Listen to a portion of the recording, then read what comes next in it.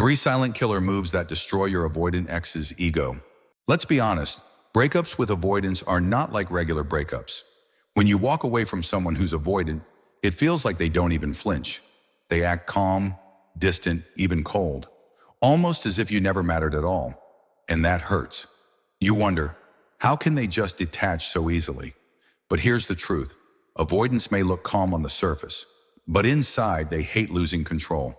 They hate when the person they thought would always chase suddenly flips the script. That's where silent killer moves come in.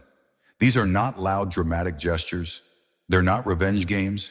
Instead, they're subtle actions that pierce an avoidance ego like nothing else, because they take away the very power avoidants thrive on. And today, I'll break down 3 of the most powerful silent moves you can make after an avoidant ex walks away, moves that shake their ego, force them to reflect, and often make them regret underestimating you. The first silent killer move is genuine indifference. Now, I don't mean faking it. I don't mean posting quotes about not caring while secretly stalking their Instagram at 2 a.m. Genuine indifference is when you stop needing to prove anything to them. Avoidants thrive on the idea that you'll always miss them, that you'll always try to fix things, and that no matter how much they push you away, you'll come running back. But when you no longer react, when you stop checking up on them, stop posting subtle jabs, stop leaving breadcrumbs of your presence, that shakes them to their core. For an avoidant, nothing is scarier than realizing you truly detached, because their ego feeds on your pursuit. Imagine this. You used to text them when they pulled away. You used to explain yourself. You used to chase clarity. But now, silence. No arguments, no attempts to fix what they broke, just peace. That silence is louder than any words you could ever say. What makes genuine indifference powerful is that it comes from growth, not games. Avoidants are used to emotional battles. Either someone clings or someone leaves in rage. But indifference isn't rage, it's calm. It's as if their drama doesn't exist anymore in your world. And that's terrifying for them, because it means they lost significance. Their ego hates being invisible. They want to know they're still lingering in your thoughts. When you deny them that satisfaction, they start questioning themselves. Why doesn't he or she care anymore? Why am I not enough of a trigger now? That questioning bruises their ego deeply, even if they'll never admit it to you directly. The second silent killer move is thriving without them. Again, this isn't about fake flexing. It's not about posting a rented sports car or pretending you're happier than you are. Thriving is quiet. It's in how your energy shifts. Avoidants expect you to crumble without them. They want to believe that you'll spiral, that your world revolves around their presence. But when you start living fully, whether that means picking up a new passion, spending time with people who uplift you, focusing on your growth, or simply finding joy in small daily things, you send a silent message that destroys their ego. Because the truth is, avoidants often leave thinking, they'll never find better than me, they'll always want me back. And when reality proves them wrong, when you glow brighter after they're gone, it bruises their identity. Now, thriving doesn't always have to be flashy. Sometimes it's as simple as peace. Imagine this. Your avoidant ex scrolls through social media and sees you, not partying, not seeking attention, but genuinely smiling, enjoying life, surrounded by supportive people. Or maybe they hear from a mutual friend that you're doing well.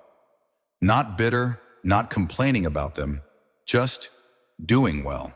That's a silent victory, because it rewrites the narrative. In their mind, they were the prize.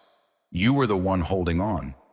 But when you rise without them, they realize they weren't as irreplaceable as they thought. That shakes the very foundation of their ego. Thriving without them also flips the power dynamic. Avoidants avoid closeness because deep down, they fear inadequacy. They believe they'll never be enough, so they push people away first. But when you move on and succeed, it confirms their secret fear. Maybe they really weren't enough for you. That contradiction of them rejecting you, yet still feeling rejected, cuts their ego deeper than anything you could ever say. And here's the beauty. You're not even trying to hurt them. You're just living. That's what makes it sting so much. The third silent killer move is complete emotional detachment. This is the final stage, the one that truly dismantles an avoidance ego. Emotional detachment doesn't mean you forget them overnight. It doesn't mean you deny the pain. It means you no longer let their absence define your worth.